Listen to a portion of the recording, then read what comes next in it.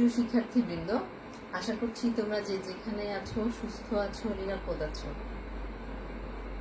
আমাদের এই অনলাইন শ্রেণী কার্যক্রমে আমরা আজকে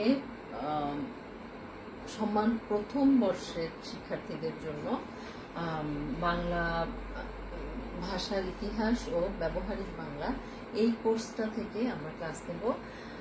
এই কোর্সটা থেকে বেশ কিছু ক্লাস তোমাদের হয়েছে। আমি ব্যবহারিক বাংলা বিষয়ে অনেকগুলো ক্লাস নিয়েছি এর আগে। তো আজকে আমরা বাংলা বানানের সংস্কার এই বিষয়টা নিয়ে একটু কথা বলবো। এই বিষয়টা তোমাদের জন্য গুরুত্বপূর্ণ, পরীক্ষায় তোমাদের থাকে মাঝে মাঝেই। আমরা এই বানানের সংস্কার বিষয়টার তে যাওয়ার আগে আমরা জেনে নিই যে বানান, এই বিষয়টা, বানানটা কি আমরা একটু জানি। বানান এটা একটা বিশেষ্য শব্দ। এটা এটা হচ্ছে কি, শব্দ গঠনের যে প্রক্রিয়াটা, যে প্রক্রিয়ায় বাংলা ভাষায় যে শব্দ তৈরি হয়, সেই নিয়মটাই, সেই প্রক্রিয়াটা হচ্ছে বা সেই বিধিটাই হচ্ছে বানান। যে নিয়ম অনুসারে শব্দ তৈরি হয়, সেই নিয়মটাই হচ্ছে বানান, বানানের নিয়ম। তো আমরা এই বানানের নিয়ম দেখতে গেলে আমাদের এই যে আমাদের প্রাচীনকালের বা প্রাচীন বা মধ্যযুগের আমরা যে সাহিত্যের যে নিদর্শনগুলো পাই, সেখানে দেখবে যে সবগুলোই হাতে লেখা, কারণ ছাপাখানা তখনও প্রতিষ্ঠিত হয়নি, সবই হাতের লেখা। তো এই রচয়িতার নিজের হাতের লেখা বা এটার যে কোনো একটা, হয়তো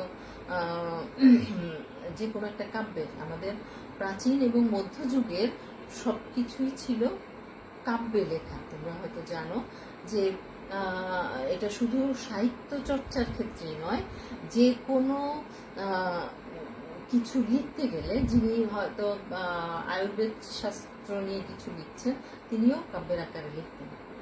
তো এই যে লেখা, যে যিনি প্রথম লিখছেন, প্রথম যে কপিটা বা রচয়িতার যে নিজস্ব লেখা, সেটা থেকে এরপরে যেহেতু ছাপাখানা ছিল না, সেখান থেকে অনুলিপি করা হতো। এবং এই অনুলিপি করতে গিয়ে দেখা গেছে যে হয়তো অনুলিপি থেকে অনুলিপি, সেখান থেকে অনুলিপি, এরকম হচ্ছে। তো এরকম হয়েছে সেই কাব্যটার বা সেই বিষয়টার প্রসারের জন্য। এটা করতে গিয়ে যে সমস্যাটা হয়েছে সেটা হলো, এটার যে এক একবার এক একজন যখন এটার অনুলিপি তৈরি করেছেন, তখন কি হয়েছে, বানানগুলো পরিবর্তিত হয়ে গিয়েছে। এর কারণ কি? এর কারণ হচ্ছে আমাদের বাংলায় আমাদের বর্ণমালায় বর্ণের সংখ্যা 50টি বর্ণের মধ্যে আবার একই উচ্চারণে একাধিক বর্ণ আছে বেশ কয়েকটা। একই উচ্চারণে, যেমন ধর আমাদের ই আছে দুটো, হ্যাঁ, একটা হ্রস্বই একটা দীর্ঘই। উ আছে দুটো, হ্রস্ব উ, দীর্ঘ উ। এরপর আছে ন দুটো আছে, মূর্ধন্য ন এবং দন্ত ন। তারপর আছে জ দুটো আছে, অন্তঃস্থ জ, বর্গীয় জ। এরপর স আছে তিনটা, তালব্য স, মূর্ধন্য স, দন্ত স। তিনটারই উচ্চারণ স, দন্ত স, তালব্য স, কখনো স ও উচ্চারিত হয়। তো এই যে একই উচ্চারণের এতগুলো বর্ণ, মানে একাধিক বর্ণ, এর কারণে বাংলায় কি হয়, বানান লিখতে গিয়ে বেশ মানে জটিলতা তৈরি হয়। কারণ উচ্চারণ আমরা যেটাই করছি, হ্যাঁ, আমরা বানান মানে একই বর্ণ দিয়ে, একাধিক বর্ণ দিয়ে আমরা সেটা লিখতে পারছি। তো এইসব মানে এইসব কারণে বানান লেখার ক্ষেত্রে অনেক ভুল হয়, ভুল ভ্রান্তি হয়েছে। তো আমরা আমাদের যে প্রাচীন যুগের বা মধ্যযুগের যে নিদর্শনগুলো পেয়েছি সেখানে দেখা গেছে যে এইভাবে বানান পরিবর্তিত হতে হতে মানে লিপিকররা যখন অনুলিপি যখন করেছেন তখন এটা পরিবর্তিত হতে হতে এক সময় কি হয়েছে, এমনভাবে পরিবর্তিত হয়েছে যে সেটার অর্থই পাল্টে গেছে। এমনিতেই মানে একটা শব্দের বানান পরিবর্তনের কারণে ওটার অর্থ পরিবর্তিত হয়েই যায়। তো এরকম দেখা গেছে যে এইভাবে এই অনুলিপিগুলোতে যে যিনি রচয়িতা তিনি যেটা বলতে চেয়েছেন আসলে সেটা অনেকখানি পরিবর্তিত হয়ে গিয়েছে। তো এই বাংলা বানানের ক্ষেত্রে এটা প্রথম এটাকে বাংলা বানানকে একটা অনুশাসনে আনার চেষ্টা করা হয়েছে 19 শতকের শুরুতে। এর আগে কিন্তু কখনো এরকম কোনো বিধিতে কোনো নিয়মে ফেলা হয়নি। আর এই যে আমাদের এই যে বানানের এত সমস্যা, এটার কিছু কারণ আছে। একটা প্রথম মানে একটা কারণ বলেছি যে আমাদের একই উচ্চারণ একাধিক বর্ণ, তারপর আছে আমাদের প্রায় 250 মতো আছে যুক্ত বর্ণ। যুক্ত বর্ণগুলো তোমরা জানো যে একাধিক বর্ণ একসঙ্গে যুক্ত হয়ে আমরা ব্যবহার করি, যুক্ত করে। তো এই যুক্ত বর্ণের ক্ষেত্রেও সেটা 2 বর্ণে 3 বর্ণে 4 বর্ণ পর্যন্ত যুক্ত বর্ণ হয়ে থাকে। এই ক্ষেত্রেও একই উচ্চারণে আমরা বিভিন্নভাবে লিখতে পারি, এটাও বানান ভুল হবার একটা কারণ। এরপরে আছে একই শব্দের একাধিক বানান প্রচলিত আছে, অর্থ আলাদা। হ্যাঁ, যেমন ধরো লক্ষ্য, এটা লক্ষ্য আর আছে লক্ষ্য। তো যখন এটা ভার্ব হিসেবে মানে ক্রিয়া হিসেবে ব্যবহার করা হবে তখন এটা, আর যখন এটা শিষ্য হিসেবে ব্যবহৃত হবে তখন হচ্ছে এই যখনা। এরপরে বা আছে উপলক্ষের ক্ষেত্রেও এটা এরকম 2 ধরনের আছে। তৈরি, এটাও আছে একটা বিশেষ্য একটা বিশেষণ, তৈরি আর তৈরি। তো এই যে আমাদের একই উচ্চারণে একাধিক শব্দ, এটাও তো আমাদের বানান বিষয়ে জটিলতার একটা কারণ। এরপরে আছে একাধিক ধ্বনির একই উচ্চারণের কারণে, সেটা বলেছি যে যেমন ধরো আমরা জাদু এভাবেও লিখতে পারি, এভাবেও লিখতে পারি, নামাজ এটাও লিখতে পারি, এটাও লিখতে পারি, কারণ উচ্চারণ একই রকম। হ্যাঁ, তারপর লিখতে পারি শিশু, দেখো উচ্চারণ দেখো, শাল, ষাট, 3টা স আমাদের একই রকমের উচ্চারণ। এইগুলোর কারণে আমাদের বানান লিখতে গেলে সমস্যার সম্মুখীন হতে হয়। তো 19 শতকের প্রথম দিকে বানানের যে নিয়ম করার চিন্তা করা হয় তখন কিন্তু তৎসম শব্দের একটা নিয়ম করা হয়। মানে বাংলায় তৎসম শব্দের নিয়ম আছে, তৎসম শব্দের বানানের নিয়ম আছে, অন্য অতৎসম শব্দগুলোর বানানের কোনো নিয়ম নেই। তো এই যে অন্য অতৎসম শব্দগুলোর বানানের ক্ষেত্রে যে জটিলতা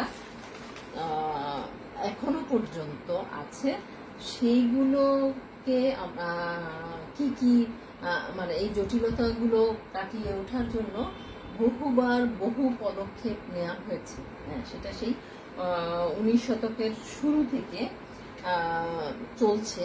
সেই এটাকে নিয়ম বা বিধিবদ্ধ করার প্রক্রিয়া সেটা চলছে। আর বাংলা ভাষায় যে প্রত্যয় উপসর্গ আর বিভক্তি যুক্ত হয়ে যে শব্দগুলো তৈরি হয় সেগুলো নিয়েও বেশ কিছু জটিলতা আছে। তো এইগুলোই 19 শতকের প্রথম থেকে সংস্কারের চেষ্টা করা হচ্ছে। তো আমরা দেখি যে এখন এই বাংলা বানান সংস্কারের জন্য কি কি পদক্ষেপ নেওয়া হয়েছিল। সর্বপ্রথম আমরা 1801 সালের কথা বলতে পারি।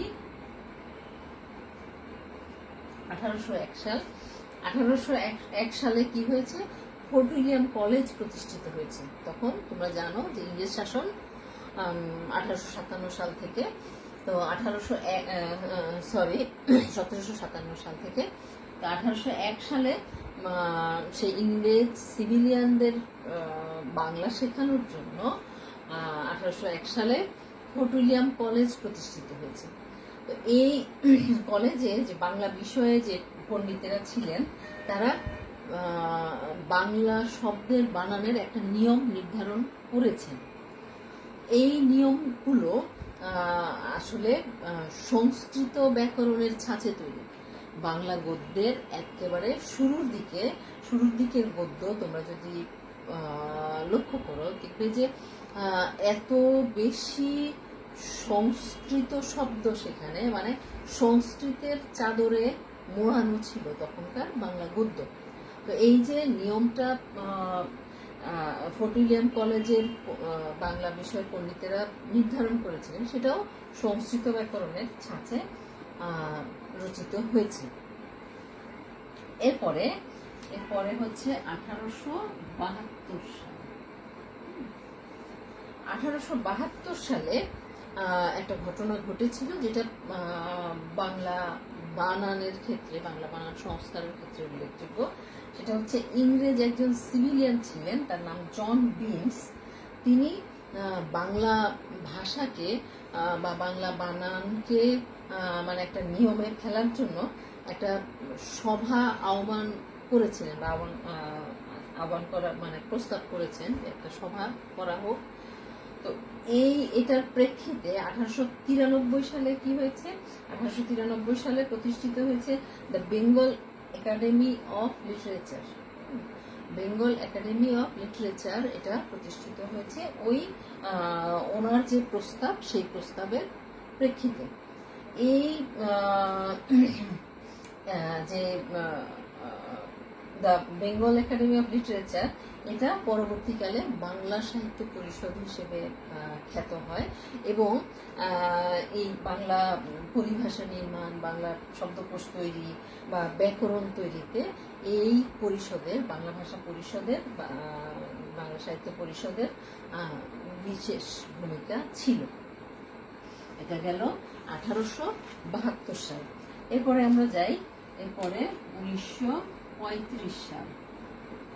কতগুলো সাল আমাদের জানতে হবে যে এভাবে মানে কিভাবে ধাপে ধাপে বানান সংস্কার হয়েছে, বা বানান নিয়ে কতবার কত ধরনের কাজ হয়েছে। 1935 সালে কি হয়েছে, রবীন্দ্রনাথের অনুরোধে, রবীন্দ্রনাথ বাংলা বানান নিয়ে অনেক কাজ করেছেন, রবীন্দ্রনাথের অনুরোধে কলকাতা বিশ্ববিদ্যালয় একটা সংস্কার কমিটি, বাংলা বানান সংস্কার কমিটি গঠন করেছে। এই কমিটি 1936 সালে বানান নিয়ম, একটা বাংলা বানানের একটা নিয়ম প্রকাশ করে, যেটা পরিমার্জিত হয়ে 1937 সালে প্রকাশিত হয়।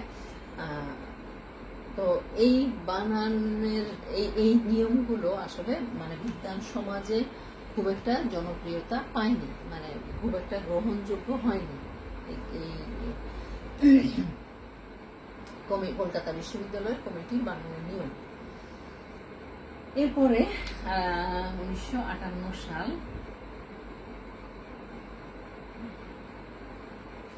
1958 সালে কি হয়েছে, তখনকার পূর্ববঙ্গ সরকার মাওলানা আকরাম খাঁর নেতৃত্বে একটা ইস্ট বেঙ্গল ল্যাঙ্গুয়েজ কমিটি গঠন করেছে। তো এই কমিটি কি করেছে, তখন তো ভাষা নিয়ে আন্দোলন হয়ে গেছে অলরেডি, এটা হচ্ছে 1958 সাল, 52 সালে ভাষা আন্দোলন হয়েছে। পাকিস্তান প্রতিষ্ঠিত হবার পরে পাকিস্তানি শোষকদের বাঙালিদের বিষয়ের মনোভাব জানা গেছে আগেই। তো এই যে 1958 সালে যে ইস্ট বেঙ্গল ল্যাঙ্গুয়েজ কমিটি গঠন করা হয়েছিল, এই কমিটি বাংলা বানান সংস্কার করে বাংলা ভাষাকে বাংলার কৃষ্টি ও মানে সংস্কৃতি অনুযায়ী কিছু বানানের নিয়ম নির্ধারণ করেছে। কিন্তু রাজনৈতিক কারণে এই কমিটির রিপোর্ট তখন সরকার আর গ্রহণ করেনি। এটা গেল 1958 সাল। এরপরে আরেকটা 1963 সাল। কয়েকটা সাল আমাদের মুখস্থ রাখতেই হবে। 1963 সালে কি হয়েছে, বাংলা একাডেমিতে সেই সময় পরিচালক পদে ছিলেন বিখ্যাত কবি সৈয়দ আলী আহসান। তিনি তার নেতৃত্বে বানান সংস্কারের জন্য একটা কমিটি গঠন করা হয়েছে। সেই কমিটি একটা সুপারিশ দিয়েছিল। সেই সুপারিশমালার মধ্যে ছিল যে বাংলা বর্ণমালা থেকে দীর্ঘ ই, উ এবং বিসর্গ এই তিনটা বর্ণ বাদ দিতে হবে।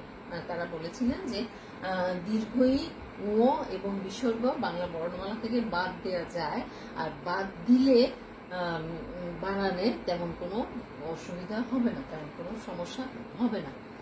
তো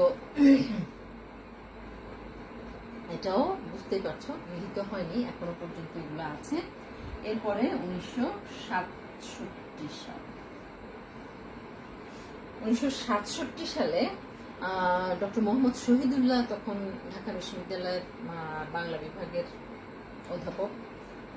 তার ব্যক্তিগত আগ্রহে 1967 সালে ঢাকা বিশ্ববিদ্যালয় বাংলা ভাষা পর্ষদ গঠন করেছে।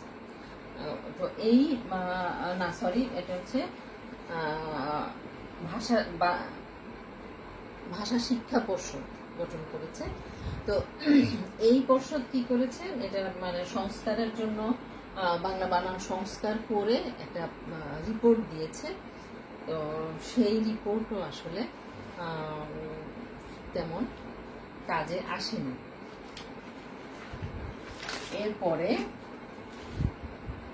1980 সাল, বহুদিন চলে গিয়েছে, এর মাঝখানে আমরা বাংলাদেশ পেয়ে গেছি।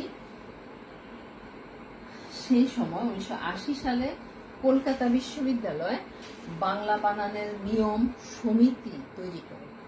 কলকাতা বিশ্ববিদ্যালয় আবার কাজ করেছে সেই 1935-36 পরে আবার কাজ করেছে। 1980 সালে বাংলা বানানের নিয়ম সমিতি গঠন করে। এই সমিতি যে রিপোর্ট দিয়েছিল সেখানে ছিল যে বাংলা বর্ণমালা থেকে দীর্ঘ ই, উ, ঞ, মূর্ধন্য ন, জ ফলা এগুলো সব বাদ দিতে হবে।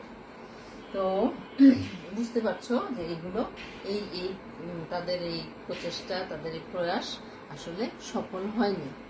এগুলো এখনো পর্যন্ত আমরা ব্যবহার করছি। তো এইভাবে এই 1980 সাল পর্যন্ত গেল। এরপরে কাজ হয়েছে 1987 সালে। 87 সালে কি বাংলাদেশে এটা হয়েছে, জাতীয় সংসদে বাংলা ভাষা প্রচলন আইন পাশ হয়। 1987 সালে বাংলা ভাষা প্রচলন আইন পাশ হয়। সেই আইনে কি ছিল, আইনে ছিল যে কোনো মামলায় যদি কেউ আপিল করে সেই আপিলটা বাংলায় করতে হবে, নইলে সেটা অকার্যকর বলে গণ্য হবে। এটা একটা মানে বাংলা ভাষার জন্য এটা একটা বিশেষ পদক্ষেপ ছিল। জাতীয় সংসদে এটা পাশ হয়েছে যে যদি মানে উচ্চ আদালতে যখন আপিল করা হবে তখন এই আপিলটা বাংলায় করতে হবে। এটা 1987 সাল থেকে চালু আছে। এই আপিলটা বাংলায় যদি করা না হয় তাহলে সেটাকে অকার্যকর বলে গণ্য করা হবে। এরপর 1988 সাল। 1988 সালে বাংলাদেশ প্রেস ইনস্টিটিউট PIB সংবাদপত্রে বাংলা ভাষা নামে একটা গ্রন্থ প্রকাশ করে। সংবাদপত্রে বাংলা ভাষা এখনো পর্যন্ত তোমরা হয়তো জানো বা জানো না, বাংলাদেশের যে প্রভাবশালী পত্রিকাগুলো, প্রভাবশালী দৈনিক পত্রিকাগুলো, এরা এক একটা বানান এক এক পত্রিকা এক এক রকম ভাবে লিখছে, এখনো পর্যন্ত লিখছে। ফলে আমরা আমাদের এই যে বানানের ক্ষেত্রে যে সমস্যাগুলোর সম্মুখীন আমরা হচ্ছি প্রতিনিয়ত, বা আমরা সমাধানের যে চেষ্টা করছি, সেগুলো মাঝে মাঝেই আমরা যেন খেয়েই হারিয়ে ফেলছি, কারণ এইগুলো এক একটা পত্রিকায় এক একভাবে লেখা হচ্ছে। তো 1988 সালে সংবাদপত্রে বাংলা ভাষা নামে একটা বই বের করে, এবং এই বইতে বাংলা বানান সম্পর্কিত কতগুলো প্রস্তাব দেয়া হয় যে কিভাবে বাংলা বানান লেখা হবে। এরপরে 1988 সালে আরেকটা কাজ হয়েছে। 1988 সালে দুটো কাজ হয়েছে। কি কি? আরেকটা হয়েছে জাতীয় শিক্ষাক্রম ও পাঠ্যপুস্তক বোর্ড, যেটা এনসিটিবি। এটা এই পাঠ্যপুস্তক বোর্ড বাংলা বানানের সমতা বিধানের জন্য কুমিল্লায় একটা কর্মশালার আয়োজন করেছে। এই পাঠ্যপুস্তক বোর্ড যে কর্মশালার আয়োজন করেছে 1988 সালে, এরই প্রেক্ষিতে 1989 সালে এনসিটিবি মানে জাতীয় শিক্ষাক্রম ও পাঠ্যপুস্তক বোর্ড ডক্টর আনিসুজ্জামানের সম্পাদনায় পাঠ্য বইয়ে বানান এই নামে একটা পুস্তিকা প্রকাশ করে 1989 সালে। এনসিটিবি ডক্টর আনিসুজ্জামানের সম্পাদনায় আগের বছর যে কর্মশালার আয়োজন করেছিল, তার প্রেক্ষিতে ডক্টর আনিসুজ্জামানের সম্পাদনায় এই বইটা প্রকাশ করে। সেটা নাম হচ্ছে পাঠ্য বইয়ের বানান, এবং সেই সময় থেকে 89 থেকে এই পাঠ্যপুস্তকগুলো এই নিয়ম অনুযায়ী রচিত হতে থাকে। বলা বাহুল্য, তখন বাংলা একাডেমিতে আরো একটা নিয়ম প্রচলিত ছিল। তো আমরা দেখি যে এরপরে 1992 সালে বাংলা একাডেমি কি করেছে? প্রমিত বাংলা বানানের নিয়ম প্রণয়ন করেছে, এবং 1994 সালে সেটা 1992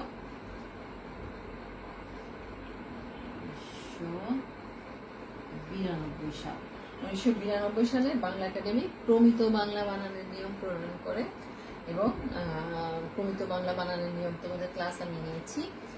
সেটা 1992 সালে প্রবর্তিত, এবং 1994 সালে সেটা চূড়ান্তভাবে গৃহীত হয়। তখনও পাঠ্যপুস্তক বোর্ড এবং বাংলা একাডেমি দুটো নিয়ম বাংলা ভাষায় বাংলাদেশে প্রচলিত ছিল।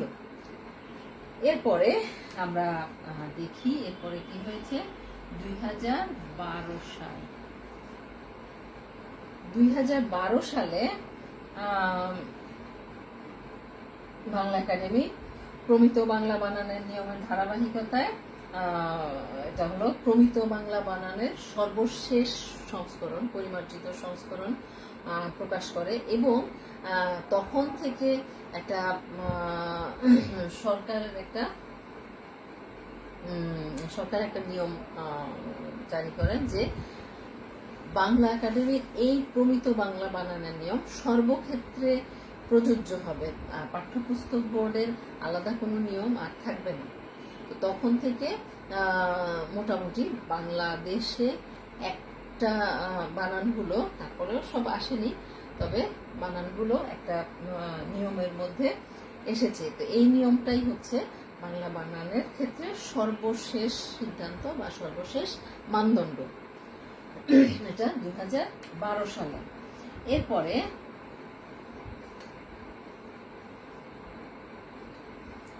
2018 সাল, এই যে 2012 সালের যে সর্বশেষ বানানের নিয়ম, এর পরেও কিন্তু মানে এটা নিয়মটা তৈরি করার পরে এটাকে যখন প্রয়োগ করা হয়, এটাকে যখন ব্যবহার করা হয়, তখন দেখা যায় যে এটার মানে কিছু কিছু পরিমার্জনের প্রয়োজন হয়ে যায়, বা তখন কিছু ত্রুটি বের হয়ে যায়। তো এরপরেও কিছু কিছু পরিবর্তন হয়েছে। এরপর 2018 সালে কি হয়েছে, 18 সালে কিছু সংস্কার হয়েছে, যে সেটা কি বর্তমান সরকার 2018 সালে করেছেন যে কিছু কিছু জেলার নাম ইংরেজি আর বাংলা নামের ক্ষেত্রে যে মানে ছিল, উচ্চারণের যে পার্থক্যটা ছিল এটাকে দূর করে একই উচ্চারণে ইংরেজি এবং বাংলা শব্দগুলো মানে জেলার নামগুলো লেখা হবে, এই নিয়ম প্রচলন করেন। যেমন ধরো আমরা এই 2018 পর্যন্তই আমরা থাকবো। তো আমরা দেখি যে 2018 সালে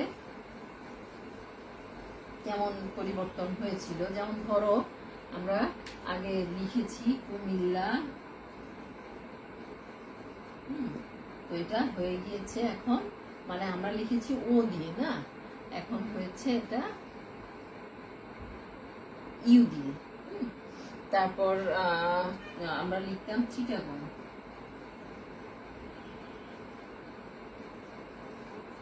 চিটাগং বাংলায় ছিল এটা চট্টগ্রাম।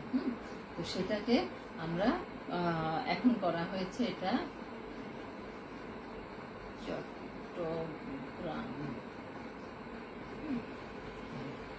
আবার ছিল বগুড়া, বগুড়াকে ইংরেজিতে লেখা হতো এইরকম বগুড়া, এটা কেন লেখা হতো কে জানে, এটা হয়েছে এখন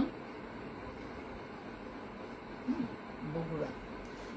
এরপরে এরকম আরো আরো কিছু সংস্কার করে বাংলা আর ইংরেজি উচ্চারণের মধ্যে সমতা আনা হয়েছে। ঢাকা যেটা আমরা এখন এভাবে লিখছি ঢাকা, এটা কিন্তু লেখা হতো এক সময় DACC, এটা আরো আগে পরিবর্তিত হয়েছে 80 দশকে। তো এই যে সংস্কার এটা 2018 সাল পর্যন্ত এইভাবে সংস্কার চলছে। হ্যাঁ, তো বলা যায় যে ভাষাকে ধরা যায় যে একটা মানে জীবন্ত প্রক্রিয়া, এটা মানে চলমান প্রক্রিয়া। এটা এই মানে শুরু থেকে এটার পরিবর্তন, এটার পরিমার্জন চলছে, এবং এইভাবে বিভিন্ন সময়ে বিভিন্নভাবে সংস্কারের মধ্য দিয়ে আমরা এখনকার যে প্রমিত বাংলা যে শব্দগুলো, প্রমিত বাংলা যে বানানের নিয়ম, এটাকে অনুসরণ করে আমরা এখন একটা মানদণ্ডে দাঁড়িয়েছি যে এভাবে বাংলা লেখা হবে। তারপরেও ত্রুটি যত কাজ করা হবে এটা নিয়ে তত কিছু কিছু সংস্কারের প্রয়োজন দেখা দিতে পারে, প্রয়োজন অনুযায়ী হয়তো আরো কিছু পরিবর্তন হতে পারে। তো এই ছিল বাংলা বানান সংস্কার বিষয়ে বিভিন্ন সময়ের বিভিন্ন উদ্যোগ। তা আমরা এরপরে দেখি তোমাদের ব্যবহারিক বাংলায় আর হয়তো দু একটা টপিক বাকি আছে, এরপরে আমরা বাংলা উপন্যাস আলোচনা করব। তো আজকের ক্লাস এই পর্যন্তই। শিক্ষার্থীরা তোমরা যেখানেই থাকো সুস্থ থাকো, নিরাপদ থাকো। ধন্যবাদ সবাইকে।